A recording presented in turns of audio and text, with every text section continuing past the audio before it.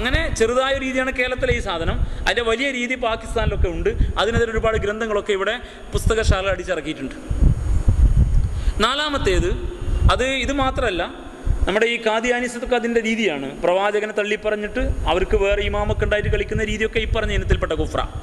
നാലാമത്തെ ഇനം, പ്രവാചകന്മാരെ തരം തിരിച്ചുകൊണ്ട് ചിലരെ വിശ്വസിക്കുകയും ചിലരെ തള്ളിപ്പറയുകയും ചെയ്യുക. അതും കുഫ്ര. അള്ളാനെ അംഗീകരിച്ചിട്ട് പ്രവാചകന്മാരെ തരം തിരിക്കുക, എന്നിട്ട് ചിലരെ അംഗീകരിക്കുക, ചിലരെ തള്ളിപ്പറയുക. അത് കുഫ്റാണ്. ഇതിനെ കുഫ്റിൽ ഇസ്ലാം ഉൾപ്പെടുത്തിയത്. ഉദാഹരണം പറഞ്ഞാൽ ക്രൈസ്തവ സമൂഹത്തിൻ്റെ രീതി അറിയാലോ. ഈസാ നബിയെ അംഗീകരിക്കും, മുഹമ്മദ് നബിയെ തള്ളിപ്പറയും. യഹൂദർ മൂസാ നബിയെ അംഗീകരിക്കും, ഈസയെ തള്ളിപ്പറയും, മുഹമ്മദ് നബിയെ തള്ളിപ്പറയും. പഴയ കാലത്തിലേക്ക് പോയാൽ ഖുർആൻ തന്നെ മീക്കായിലിനെ ഉദ്ധരിച്ചുകൊണ്ടൊക്കെ പറഞ്ഞിട്ടുണ്ട്. ചില മലക്കുകൾ അംഗീകരിക്കും, ചിലരെ തള്ളിപ്പറയും. ചില പ്രവാചകന്മാർ അംഗീകരിക്കും, ചിലരെ തള്ളിപ്പറയും. ആ രീതിയെക്കുറിച്ച് വ്യത്യസ്തമായ സ്ഥലത്ത് ഖുർആൻ പരാമർശിക്കുന്നുണ്ട്. അതുകൊണ്ടാണ് നമ്മളങ്ങനെ തള്ളിപ്പറയാൻ പാടില്ലാത്തതുകൊണ്ടാണ് നമ്മളോട് ഇങ്ങനെ കൽപ്പിച്ചത്, ലാ നുഫർരിഖു ബൈന അഹദിൻ മിൻഹും.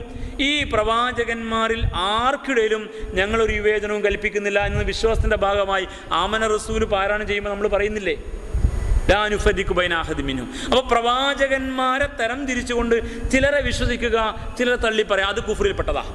നാലാമത്തെ ഒരിനം കുഫർ. അഞ്ചാമത്തെ ഒരിനം ആദർശ വിശ്വാസങ്ങൾ, സ്വഭാവചര്യകൾ, ജീവിത നിയമങ്ങൾ. അതിൽ ചിലത് സ്വീകരിക്കും, ചിലത് തള്ളിക്കളയും. അതാണ് ഈ 10 ഇനമാക്കുമ്പോൾ അതിനെ വേർതിരിച്ച് പറയാം, ഒന്നിച്ച് പറയുമ്പോൾ അതിനെ കൂട്ടിയിട്ട് പറയാം. ആദർശ വിശ്വാസങ്ങൾ ചിലത് സ്വീകരിക്കും, ചിലത് തള്ളിപ്പറയും. അത് കുഫ്ര. ഉദാഹരണം പറഞ്ഞാൽ, അള്ളാഹുവിൽ വിശ്വസിക്കുന്നു, അള്ളയാണ് ആരാധ്യൻ, അള്ളയാണ് സൃഷ്ടാവ് എന്ന് അംഗീകരിക്കും. എന്നിട്ട് അള്ളാഹുവിന് കൊടുക്കേണ്ട പ്രാർത്ഥന അപ്പുറത്തും കൊണ്ടേ കൊടുക്കും, അള്ളാഹിനോട് ചോദിക്കേണ്ട സഹായാർത്ഥന അപ്പുറത്തും പോയി സഹായാർത്ഥിക്കും. ആദർശ വിശ്വാസത്തിൽ വിവേചനം കൽപ്പിച്ചുകൊണ്ട് ചില ഭാഗം അംഗീകരിക്കുക, ചില തള്ളിപ്പറയുക. അത് കുഫ്റാണ്. ഇനി അള്ളയാണ് അതോറിറ്റി, നമ്മൾ എന്ത് ചെയ്യണം എന്ത് ചെയ്യുന്നത് പറയാനുള്ള അധികാരം, ഹാക്കിം എന്നത് അള്ളാൻ്റെതാ. അള്ളാഹ്ക്കാണ് അധികാരം. Supreme sovereignty അള്ളാഹ്ക്കാണ്. ഹാക്കിമിയത്ത് അത് അംഗീകരിക്കും. എന്നിട്ടോ അതിൽ ചിലത് അംഗീകരിക്കും, ചിലത് അംഗീകരിക്കൂല. പലിശ പാടില്ല എന്നവൻ പറഞ്ഞിരിക്കുന്നു, അത് അംഗീകരിക്കൂല. പലിശ പാടുണ്ട് ഇത് വെക്കും. സാമ്പത്തിക ചൂഷണം അരുത്, സാമ്പത്തിക ചൂഷണം ചെയ്യും. എന്നാൽ അള്ളയാണ് എല്ലാറ്റിനും ആളെന്ന് പറയും ചെയ്യും.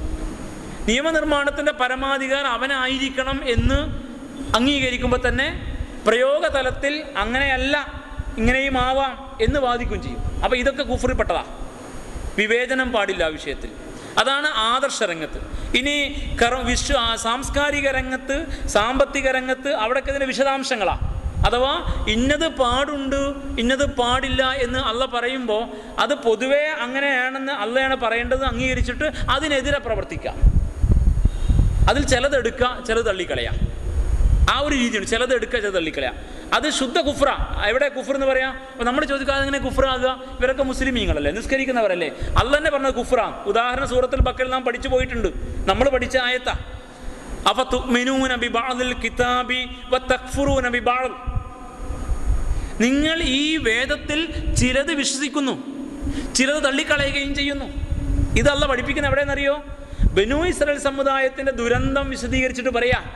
അവരെ കുഴപ്പം, അള്ള അവരോട് പറഞ്ഞു, നിങ്ങൾ മുസ്ലിമീങ്ങളാണ്, നിങ്ങൾ തമ്മിൽ കലഹിക്കരുത്, അടികൂടരുത്, യുദ്ധം ചെയ്യരുത്, ജയിക്കുന്ന പക്ഷം തോൽക്കുന്ന പക്ഷം തോൽപ്പിക്കരുത്. അങ്ങനെ പറഞ്ഞു. അതൊരു കൽപ്പന. അതെന്ത് കൽപ്പന? അത് സാൻമാർഗിക നിയമമാണ്. അത് ഒരു സംസ്കാരത്തിൻ്റെ നിയമമാണ്. മുസ്ലിം സമുദായത്തിൻ്റെ സംസ്കാരം അവർ തമ്മിൽ തർക്കിക്കാൻ പാടില്ല എന്നാ. ഉറപ്പല്ലേ? സാംസ്കാരിക നിയമ. ആ നിയമം അവർ കൊടുത്തിരുന്നു. ആ വിധി വേറൊരു വിധി കൊടുത്തു. അതെന്താണ്? നിങ്ങൾ നിങ്ങളുടെ എതിരാളികളോട് യുദ്ധം ചെയ്യേണ്ടി വരും. അങ്ങനെയുള്ള ഈമാനും കുഫറും തമ്മിൽ സംഘടന ഉണ്ടാവും. അങ്ങനെ വരുമ്പോൾ നിങ്ങൾക്ക് അവരോട് യുദ്ധം ചെയ്യുമ്പോൾ നിങ്ങൾ ജയിക്കുന്ന പക്ഷം അവരിന്ന് ബന്ദികളെ പിടികൂടാം. യുദ്ധരംഗത്ത് അങ്ങനെ രീതിയുണ്ട്. ആ ബന്ദികളെ പിടികൂടിയാൽ ബന്ദികളുടെ മോചനത്തിന് അവരുമായി നിങ്ങൾക്ക് വർത്തമാനം പറഞ്ഞ് വിലയുറപ്പിക്കാം.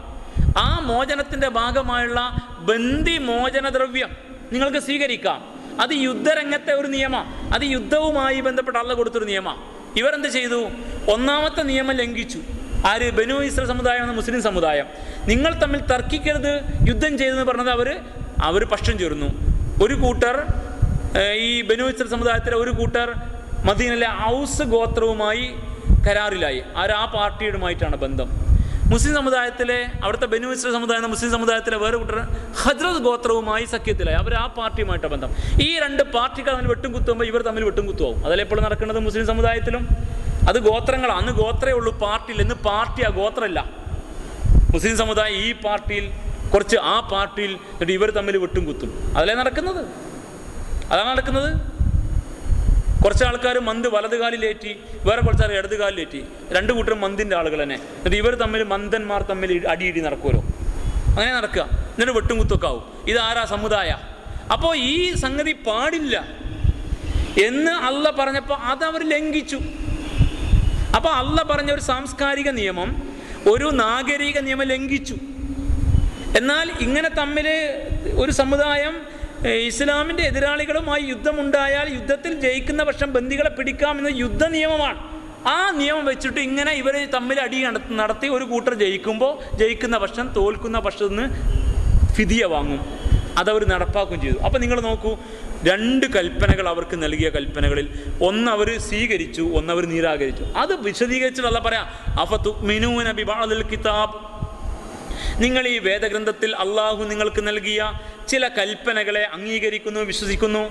വതക്ഫുറൂന ബിബഅദ്, അവിടെ എന്താ പ്രയോഗം? തക്ഫുറൂന, നിങ്ങൾ കാഫിരീങ്ങളാകുന്നു, നിങ്ങൾ കുഫ്ർ ചെയ്യുന്നു, നിങ്ങൾ നിഷേധിക്കുന്നു. ബിബഅദിൽ കിതാബ്, ഈ വേദഗ്രന്ഥത്തിലെ ചില കൽപ്പനകളെ നിങ്ങൾ നിഷേധിക്കുന്നു.